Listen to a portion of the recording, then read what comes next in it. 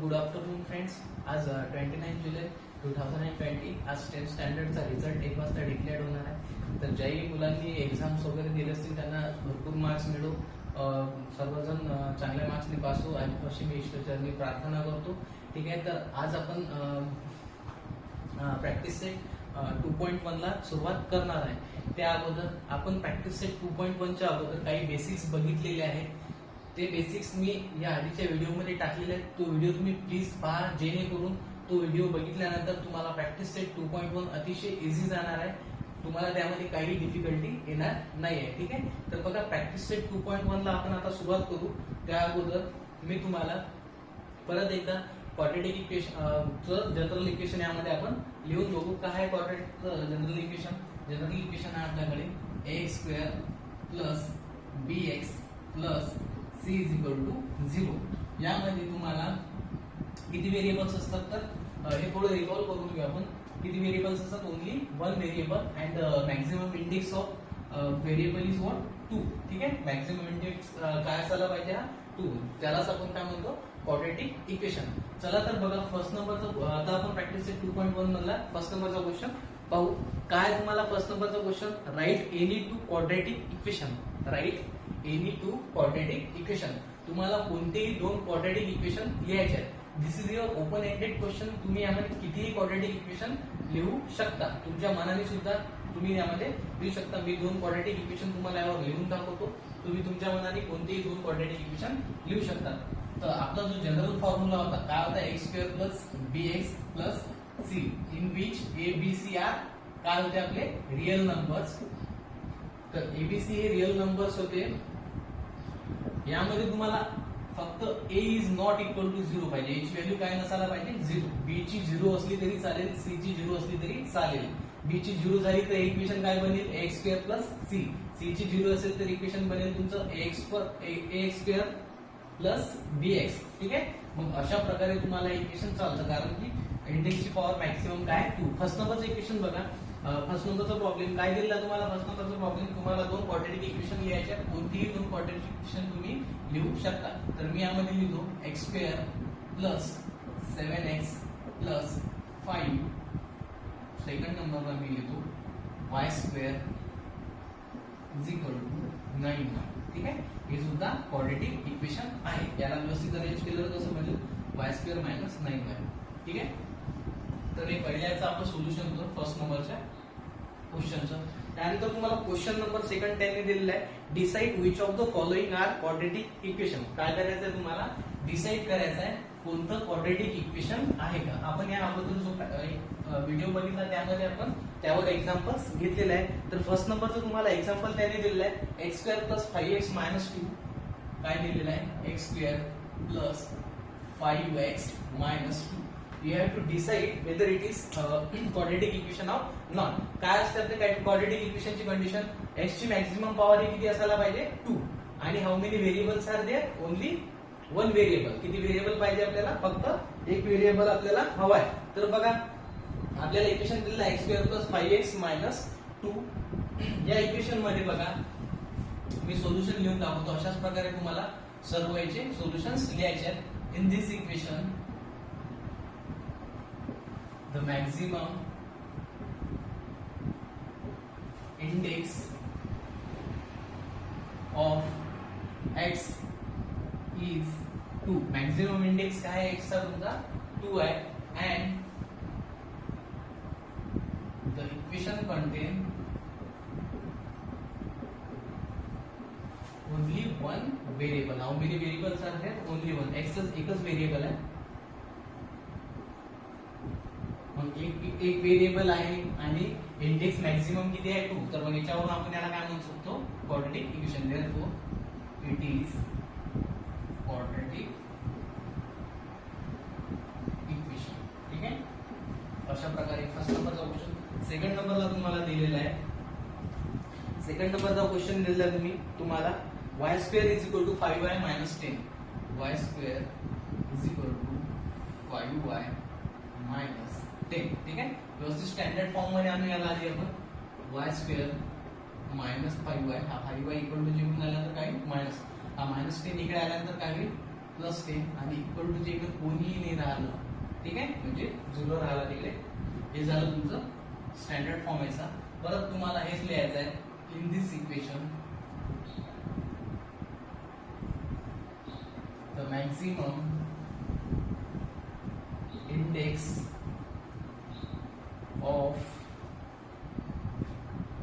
y is 2 and the equation contain only one variable, therefore it is a quadratic equation. हे सुद्धा काय quadratic equation आहे. अशा प्रकारे ही थेरी तुम्हाला प्रत्येक इक्वेशनच्या नंतर लिहायची आहे. तुम्ही स्क्रीनशॉट घेऊ शकता. मी याला इरेज करून देतो -2, ठीक आहे. करा एक्स ने मल्टिप्लाय असंही करू शकता किंवा पूर्ण इक्वेशनला कशाने मल्टिप्लाय करू शकता. याला देतो संपूर्ण इक्वेशन नंबर 1, इथे देतो multiply equation 1 by how much x. खालचा x रिमूव्ह करायचा, तो वरून तुम्हाला x ने मल्टिप्लाय करावा लागेल. x ने जर मल्टिप्लाय केलं तर बघा दोन्ही साईडला मल्टिप्लाय होईल. इक्वेशनला म्हटल्यानंतर बोथ साईड मारायची काही गरज नाही आहे, ठीक आहे. x ने x ला मल्टिप्लाय करून घेतो प्लस x ने या सेकंड टर्मला मल्टिप्लाय करतो. नेक्स्ट काय मिळालं मला -2x as it is. x into x काय मिळालं मला x ला स्क्वेअर, हा x आणि हा x cancel 1 is equal to -2x. इथे बघा x square as it is -2x इकडून आल्यानंतर +2x प्लस 1 त्याच्याच ठिकाणी होता म्हणून जे साइन आहे तेच is equal to how much 0. In this equation the maximum index of x is 2 and equation contain only one variable,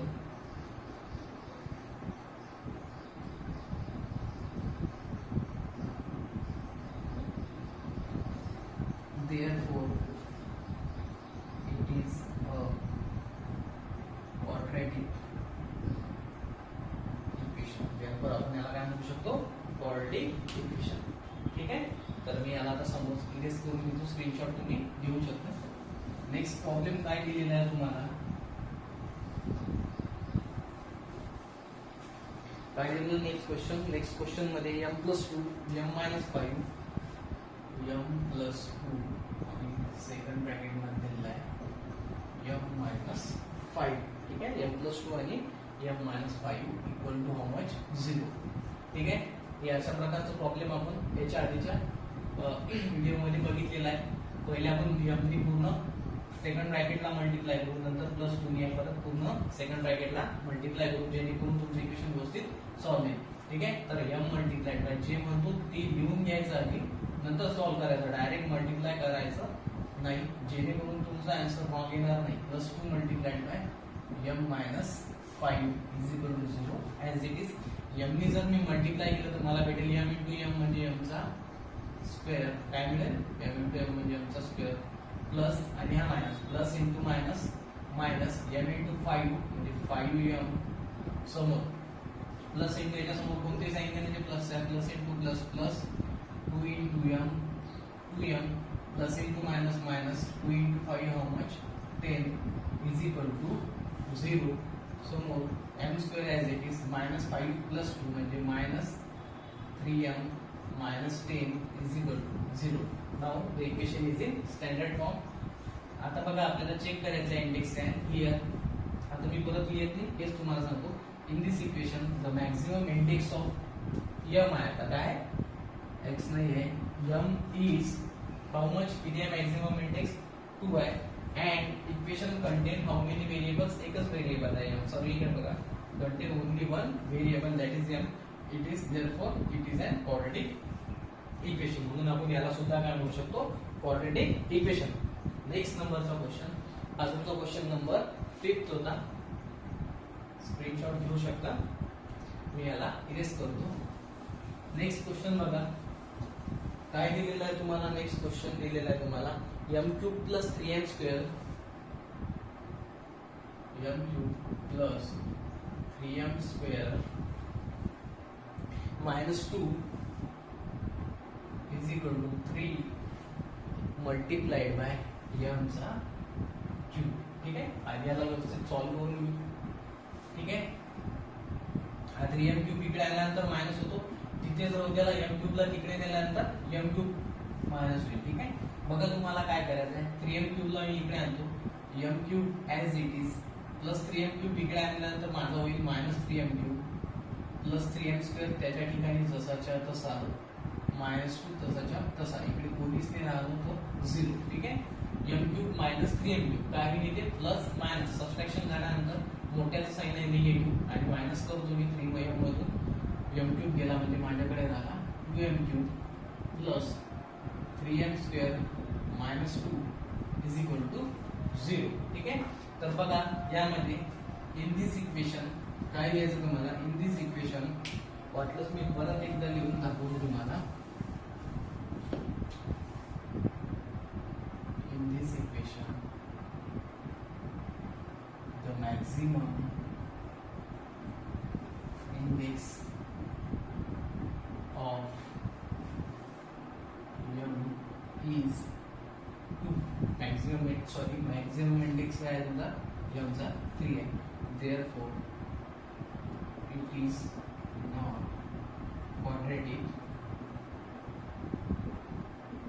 तुम्ही याला क्वाड्रेटिक इक्वेशन म्हणू शकता का, तर नाही. ठीक आहे, हा होता तुमचा 6 नंबरचा क्वेश्चन. स्क्रीनशॉट तुम्ही घेऊ शकता. अशा प्रकारे हा फर्स्ट नंबरचा क्वेश्चन आपण यामध्ये सॉल्व्ह करून घेतलेला आहे. यानंतर आपण क्वेश्चन सेकंडला सुरुवात करूया. बघा नेक्स्ट क्वेश्चन तुम्हाला दिलेला आहे, write the following quadratic equation in standard form. I think write the following quadratic equation in the form of ax square plus bx is equal to c. write the values of a, b and c for each equation. तुम्हाला equation दिलेलं आहे, यामध्ये तुम्हाला या इक्वेशनला standard equation सोबत comparison करून तुम्हाला a, b आणि c च्या व्हॅल्यूज लिहायच्या आहेत आणि त्यानंतर तुम्हाला ते इक्वेशन रिक्वायर्ड इक्वेशन तुम्हाला लिहायचं आहे. तर बघा फर्स्ट नंबरला मला इक्वेशन त्यांनी दिलेलं आहे 2y is equal to 10 minus y square. आधी मी याला व्यवस्थित अरेंज करून घेतो. हा y square मायनस आहे इकडे आणल्यानंतर काय होईल plus y square minus plus 2y, या y चं 2y चं साइन काय समोरचं plus 2y as it is. हा 10 इक्वल टू चे इकडून आल्यानंतर मला होईल इथे मायनस 10 कोण मिळाला मायनस 10 इज इक्वल टू कोण राहिलं तर 0. ठीक आहे, तर अशा प्रकारे हे इक्वेशन तुमचं तयार झालेलं आहे यामध्ये. आता तुम्हाला हे इक्वेशन कम्पेअर करायचं आहे स्टँडर्ड इक्वेशन सोबत. तर ठीक आहे, मी लिहून घेतो. Now compare y square plus 2y minus 10 is equal to 0. Compare y square plus 2y minus 10 is equal to 0 with the general equation. काय आहे तुमचं general equation, that is ax square plus bx plus c is equal to 0. therefore value of a, b आणि c च्या काय भेटतील तुम्हाला बघा.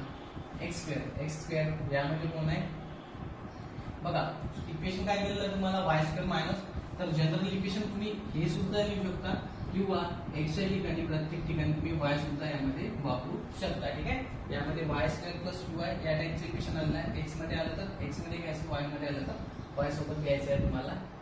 ठीक आहे, तर बघा याची व्हॅल्यू किती मिळाली तुम्हाला बघा. y चा जो स्क्वेअर आहे इथे पण y चा स्क्वेअर आहे, याचा कोएफिशिएंट कोण आहे 1, याचा coefficient a. therefore a is equal to किती मिळाला मला 1. यामध्ये बघा y चा कोएफिशिएंट कोण आहे b. सेकंड टर्म 2y, इथे y चा कोएफिशिएंट कोण आहे 2, म्हणजे b किती झाला माझा 2.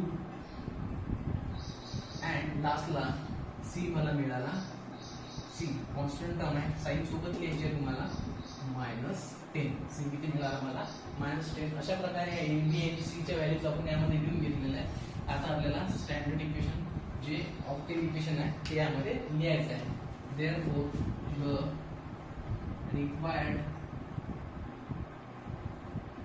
equation is y square plus 2y minus 10 0. अशा प्रकारे हा क्वेश्चन तुम्हाला पूर्णपणे सॉल्व्ह करायचा आहे. ठीक आहे, तर बघा सेकंड नंबरच्या प्रॉब्लेमला आपण सुरुवात करू. मी याला इरेज करून घेतो, तुम्ही स्क्रीनशॉट घेऊ शकता. काय तुम्हाला सेकंड नंबरचा क्वेश्चन दिला ना, बघून घेऊ आपण. सेकंड क्वेश्चन दिलेला आहे x - 1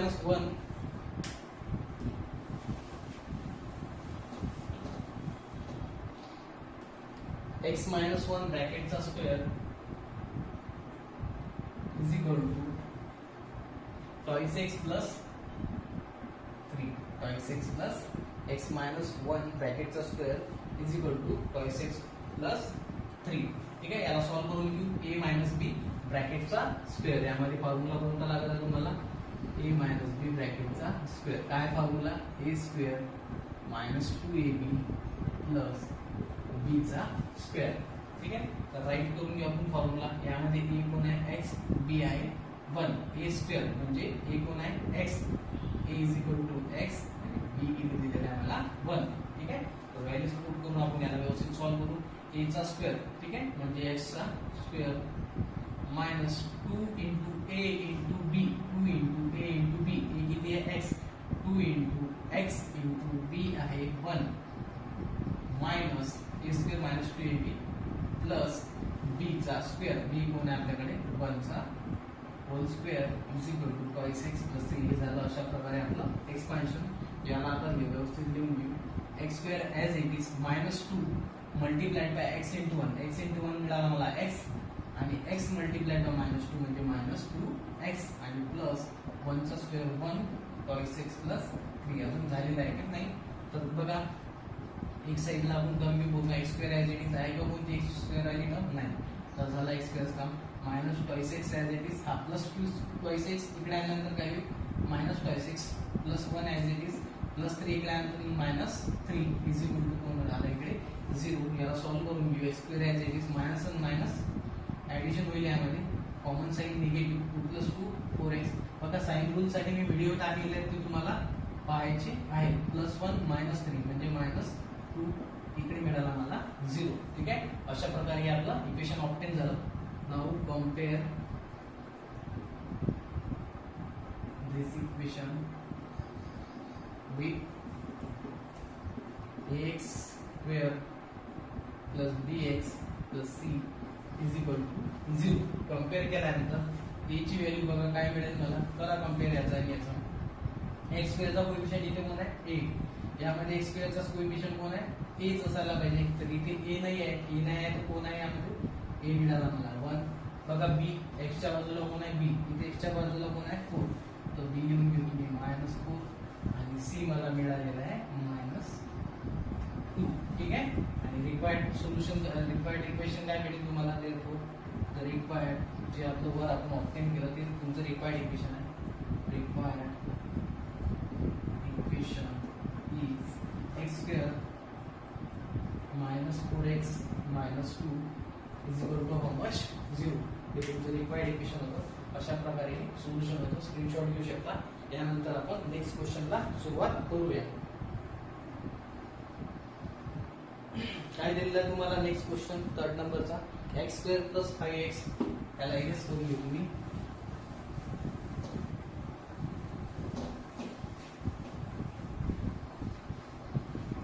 थर्ड नंबरचा क्वेश्चन दिलेला आहे मला. x square plus 5x is equal to minus in bracket 3 minus x.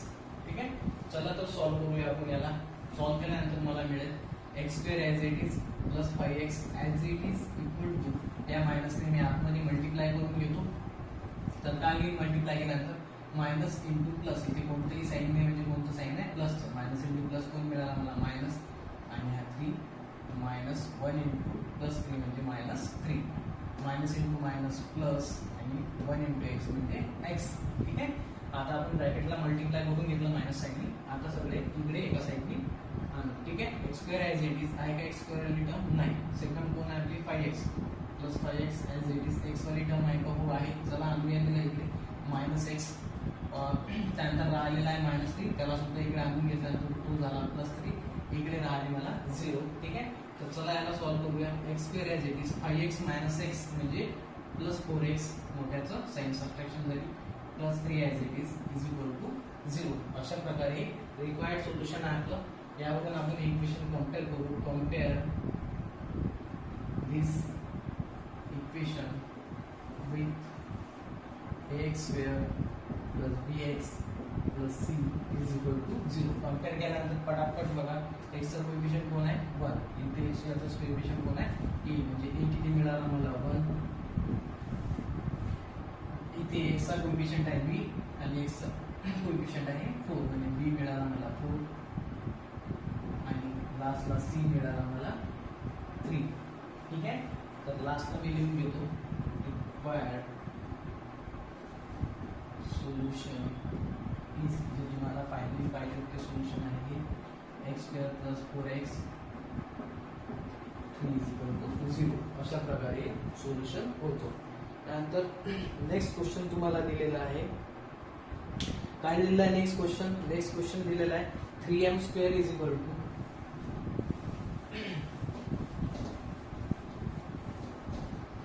3m square is equal to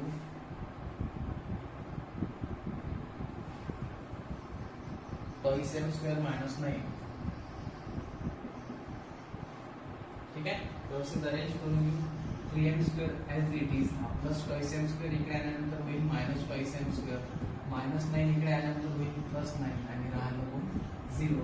करा सबट्रॅक्शन 3 मधून 2 गेले म्हणजे राहिला 1m स्क्वेअर म्हणजेच m स्क्वेअर. ठीक आहे, प्लस 9 इज इक्वल टू 0. ठीक आहे, अशा प्रकारे तुम्हाला इक्वेशन ऑब्टेन झालेलं आहे. बघा सॅटिस्फाय करते का क्वाड्रेटिकची कंडिशन होतो. मॅक्सिमम इंडेक्स आहे 2 आणि ओनली 1 व्हेरिएबल. कम्पेअर याच इक्वेशनला मी इथे लिहू शकतो कशा प्रकारे m square as it is. कोणती टर्म ऑब्सेंट आहे x वाली x टू द पॉवर 1 वाली टर्म ऑब्सेंट आहे, त्याला लिहितो मी 0x plus 9 is equal to 0. बघा हे तुम्हाला कम्पेअर. आता हे इक्वेशन करू आपण कम्पेअर दिस इक्वेशन विथ कोणासोबत, तर जनरल इक्वेशन सोबत plus bx plus c is equal to 0. बघा ax स्क्वेअर, सॉरी इथे m आपला व्हेरिएबल आहे तर आपल्याला इथं m घ्यावं लागेल आणि कंपॅरिझन करताना आपण am square plus bm plus c सोबत कम्पेअर करून घ्या. की प्रॉब्लेम मध्ये जे व्हेरिएबल आलं त्याच प्रकारे तिथे तुम्हाला व्हेरिएबल शिफ्ट करायचा आहे. ठीक आहे, तर बघा m स्क्वेअरचा कोएफिशियंट कोण आहे इथे 1, इथे m स्क्वेअरचा कोण आहे a. ठीक आहे, म्हणजे a किती झाला तुमचा 1, a मिळाला मला 1, त्याच प्रकारे b मिळाला मला 0 आणि c मिळाला मला 9. ठीक आहे, तर शेवटला मी लिहून घेतो रिक्वायर्ड इक्वेशन इज, हे लिहू शकता, हे सुद्धा लिहिलं तरी चालेल. m square plus 9 is equal to 0. Required equation काय भेटेल तुम्हाला m square plus 9 is equal to 0.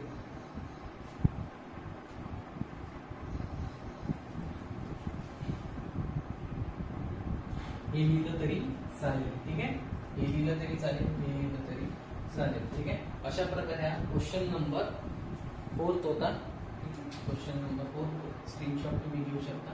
यानंतर आपण क्वेश्चन नंबर 5 ला सुरुवात करूया. काय दिलेला तुम्हाला question number 5?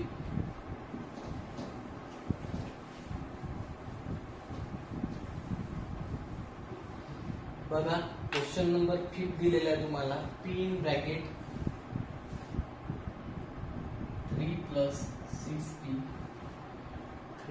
6p is equal to -5. चला सॉल्व करून घेऊ. हा p या पूर्ण ब्रॅकेटला मल्टिप्लाय आहे, म्हणजेच p हा दोन्ही टर्मला यामध्ये मल्टिप्लाय आहे. मी मल्टिप्लाय करून घेतो आधी या 3 ला, नंतर प्लस 6p ला. p ही जर 3 ला मल्टिप्लाय केला तर मला मिळाला 3p, हा प्लस साइन इथे plus sign, plus into plus मला मिळाला प्लस p इंटू 6p म्हणजे 6p चा square is equal to -5 as it is. याला व्यवस्थित अरेंज करून घेऊ आपण.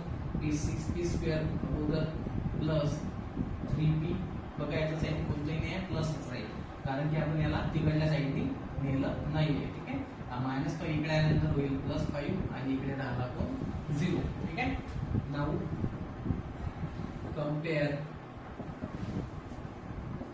this equation इक्वेशन विथ कोणासोबत कम्पेअर करायचं आहे, AP square plus BP plus C is equal to 0.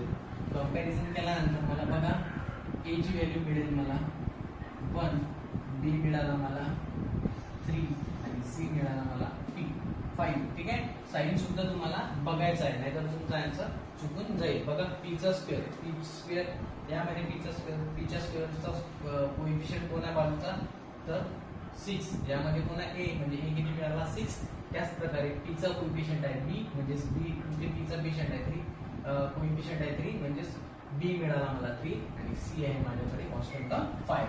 ठीक आहे. अशा प्रकारे A आणि B आणि C च्या व्हॅल्यूज मी यामध्ये फाइंड करून घेतलेल्या आहेत. आता आपल्याला रिक्वायर्ड सोल्युशन लिहायचं आहे. रिक्वायर्ड सोल्युशन ऑलरेडी तुमचं येऊन आहे. Required solution is 6p square plus 3p plus 5 is equal to 0. अशा प्रकारे सोल्युशन होतो. 5 नंबरचा क्वेश्चन सुद्धा आपण सॉल्व्ह करून घेतला. त्यानंतर question number 6 from question number 3 काय दिलेला क्वेश्चन नंबर 6 त्याला सुद्धा सॉल्व्ह करून घेऊ. याला मी इरेज करतो. क्वेश्चन नंबर 6 मला दिलेला आहे त्यांनी x square minus 9 is equal to 30. x square minus 9 is equal to how much 30. चला तर याला सॉल्व्ह करून घेऊ. x square as it is minus 9 as it is plus 30 निघून आल्यानंतर मायनस 30 इकडे राहिला 0. ठीक आहे. x स्क्वेअर मायनस मायनस म्हणजे होईल addition, common sign negative sign. किती मिळाले मला 22. किती मिळाले 22 is equal to 0.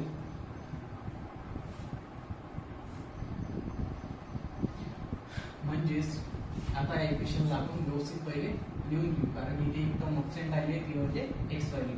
That is me या इक्वेशनला काय लिहू शकतो, that is x square plus 0x in term of होती minus 22 is equal to 0.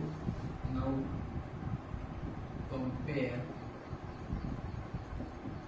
this. required solution मध्ये तुम्ही हे लिहू शकता, याला सुद्धा लिहू शकता. Now compare this equation with ax square plus bx plus c is equal to 0. Comparison केल्यानंतर मला a ची व्हॅल्यू मिळेल, b ची सुद्धा मिळेल आणि c ची सुद्धा व्हॅल्यू आपल्याला इथे फाइंड होईल. बघा ax स्क्वेअर म्हणजे x स्क्वेअरचा कोएफिशियंट आहे 1, x स्क्वेअरचा कोएफिशियंट आहे 1 म्हणजे a किती मिळाला मला 1. त्याच प्रकारे b मिळाला मला 0. त्याच प्रकारे c सुद्धा मला इथे मिळाला -22. ठीक आहे. नंतर लास्टला लिहू आपण रिक्वायर्ड सोल्युशन इज काय तुम्हाला required solution x square plus 0x minus 22 is equal to 0. अशा प्रकारे क्वेश्चन नंबर 3 आपल्या इथे पूर्ण सॉल्व्ह झालेला आहे. यानंतर आपण क्वेश्चन नंबर 4 ला सुरुवात करूया. बघा क्वेश्चन नंबर 4 तुम्हाला तुमच्या स्क्रीनवर दिसेल. क्वेश्चन नंबर 4 मध्ये तुम्हाला काय दिलेलं आहे त्यांनी, determine whether the values given against each of the quadratic equation are the roots of the quadratic equation or not. तुम्हाला ते quadratic equation चे रूट्स आहेत की नाही हे स्टेट करायचं आहे. यामध्ये काय स्टेट करायचं आहे तुम्हाला, कशा प्रकारे करायचं आहे, तुमचा LHS इज इक्वल टू जर RHS आला, ठीक आहे, म्हणजे left hand side is equal to right hand side आली तर तुमचं दिलेले हे ज्या व्हॅल्यूज आहेत x is equal to 1 and second one values is your x is equal to -1 are the roots of the given equation. ज्या प्रकारे तुम्ही लिनियर इक्वेशन मध्ये सुद्धा अशा प्रकारचे क्वेश्चन सॉल्व्ह केले आहेत, त्यामध्ये तुम्हाला x अँड y च्या व्हॅल्यूज पुट करून तुम्ही LHS is equal to RHS दाखवून द्यायचे. ते दाखवल्यानंतर तुम्हाला LHS is equal to RHS दाखवल्यानंतर तुम्हाला तुम्ही सांगू शकत होते की these are the roots of the given equation. त्याच प्रकारे हा क्वेश्चन तुम्हाला सॉल्व्ह करायचा आहे. क्वेश्चन तुमच्या स्क्रीनवर दिसेल. ठीक आहे. तर बघा x square plus 4x minus 5 is equal to 0 हे आहे मला क्वेश्चन दिलेला. x is equal to 1 and -1. पहिल्या नंबरला मी सबस्टिट्यूट करतो, x is equal to 1. Substitute केल्यानंतर जर x ची व्हॅल्यू 1 पुट केल्यानंतर मला left hand side is equal to right hand side आली म्हणजे 0 येईल, 0 इज इक्वल टू 0. त्यावरून मी स्टेट करेल x is equal to 1 in the roots of the given equation. आपण याच्या आधीच्या लेक्चर मध्ये त्याच्याबद्दल बोललेलं आहे. चला तर बघा याला सॉल्व्ह करूया. Now substitute or put x is equal to 1 in equation x square plus 4x minus 5 is equal to 0. यावरनं मी लिहू शकतो x ची व्हॅल्यू 1 पुट करतो मी इक्वेशन मध्ये. पुट केल्यानंतर मला भेटेल 1 चा स्क्वेअर प्लस 4 इंटू 1 x च्या ठिकाणी 1 पुट करायचा मायनस 5 इज इक्वल टू 0. 1 चा स्क्वेअर आहे 1. बघा फक्त लेफ्ट हँड साइड लिहून घेऊ तुम्ही. LHS राईट हँड साइड 0 आहे. त्याला आपण नंतर फाइंड करून टाकू. 1 चा स्क्वेअर आहे मला 1 प्लस 4 इंटू 1 मिळाला मला 4 minus 5 is equal to 1 plus 4 म्हणजे 5 मायनस 5 मला मिळाला 0. देअरफॉर याच्यावरून मी काय करू शकतो इज इक्वल टू RHS म्हणजे लेफ्ट हँड साइड सुद्धा आपली काय आली आहे 0 आणि राईट हँड साइड ऑलरेडी 0 आहे म्हणजे left hand side is equal to right hand side. ठीक आहे.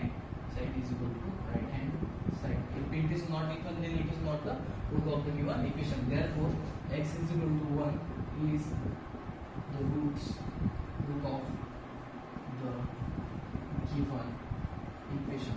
सेकंड नंबरला मला x ची व्हॅल्यू दिलेली आहे -1. Now put x is equal to -1 in equation x square plus 4x minus 5 is equal to 0.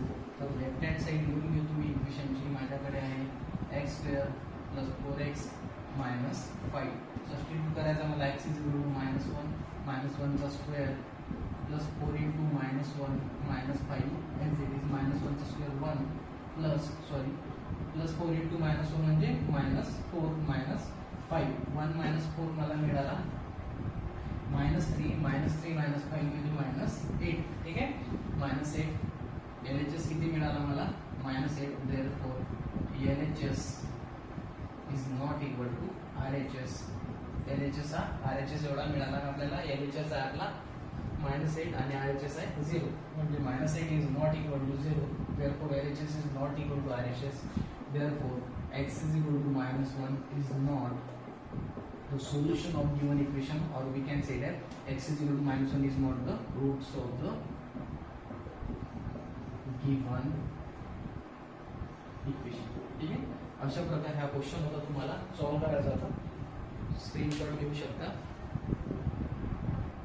बघा क्वेश्चन 4 मधलाच सेकंड नंबरचा क्वेश्चन दिलेला आहे sin square minus 5m is equal to 0. परत यामध्ये सुद्धा left hand side equal to right hand side टाकायचे. First नंबरला सबस्टिट्यूट करू आपण m is equal to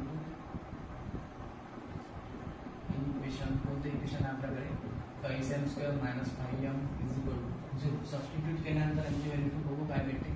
2 multiplied by m चा स्क्वेअर. m किती आपल्याकडे 2 म्हणजे 2 चा square minus 5 into 2 is equal to 0. 2 चा स्क्वेअर मिळतो मला 4 आणि 2 मल्टिप्लाइड बाय 4 मायनस 5 into 2 म्हणजे मिळाले 10 is equal to 0. 8 minus 10 is equal to 0. ठीक आहे. त्याच्यावर मी लिहितो -2 is equal to is not equal to 0. therefore left hand side किंवा मी याला LHS सुद्धा म्हणू शकतो. अशा प्रकारे सुद्धा तुम्ही सॉल्व्ह करू शकता. किंवा LHS left hand side is not equal to RHS. ठीक आहे. -2 is not equal to RHS. therefore m is equal to 2 is not root of given equation. Second नंबरला चेक करू 5/2. Now substitute m is equal to 5/2 in equation same. twice m square minus 5m is equal to 0. m ची value 5/2 substitute करू. 2 multiplied bye 5/2 चा square. ठीक आहे. 2 multiplied by m चा square म्हणजे 5/2 चा स्क्वेअर मायनस 5 into 5/2. ठीक आहे. मल्टिप्लाय नाही लिहिलं तरी चालेल. आपण ब्रॅकेट ऑलरेडी गिवन आहे. इथेही नाही लिहिलं तरी चालेल. Is equal to 0. यावर मला मिळाले 2 मल्टिप्लाइड बाय या दोन्ही यांचा स्क्वेअर केला 25/4 minus 5 into 5 25/0 sorry 25/2 is equal to 0. यावरनं नेक्स्ट स्टेप मला 2 2 4 म्हणजे 25/2 minus 25/2 is equal to 0. ठीक आहे. म्हणजेच 0 is equal to 0. therefore that is left hand side is equal to right hand side left hand side कोणाऐवजी झाली right hand side ऐवजी therefore लास्टला लिहून घेतो मी m is equal to 5/2 is the solution or root of the पहिल्या नंबरला आलं नाही सेकंड नंबरला आलं ठीक आहे गिवन इक्वेशन अशा प्रकारे क्वेश्चन नंबर 4 मधला सेकंड क्वेश्चन आपण यामध्ये सॉल्व्ह केलेला आहे आणि क्वेश्चन नंबर 5 ला सुरुवात करू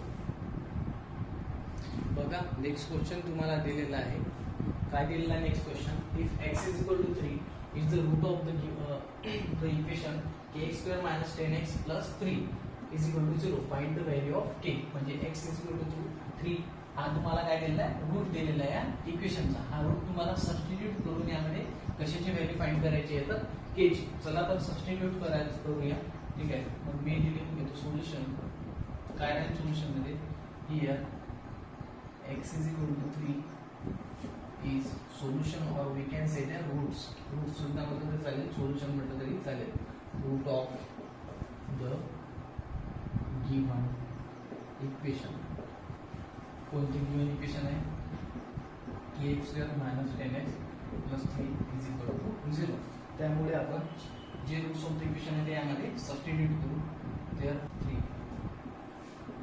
in equation kx square minus 10x plus 3 is equal to 0 substitute केल्यानंतर तुम्हाला मिळेल k into 3 चा square minus 10 into 3 plus 3 is equal to 0 3 चा स्क्वेअर येतो 9 आणि हा मल्टिप्लाइड बाय k म्हणजे 9k 10 3 is 30 plus 3 is equal to 0 म्हणजेच 9k minus 27 is equal to 0 म्हणजेच 9k is equal to 27 म्हणजेच k is equal to 27 divided by 9 म्हणजेच k मिळाला मला 3 ठीक आहे k ची व्हॅल्यू किती फाइंड झाली आहे 3 असा हा क्वेश्चन नंबर 5 होता तुमचा ठीक आहे जो आपण यामध्ये सॉल्व्ह करून घेतला यानंतर आपला ऍक्टिव्हिटी बेस्ड क्वेश्चन त्याला सुद्धा आपण सॉल्व्ह करूया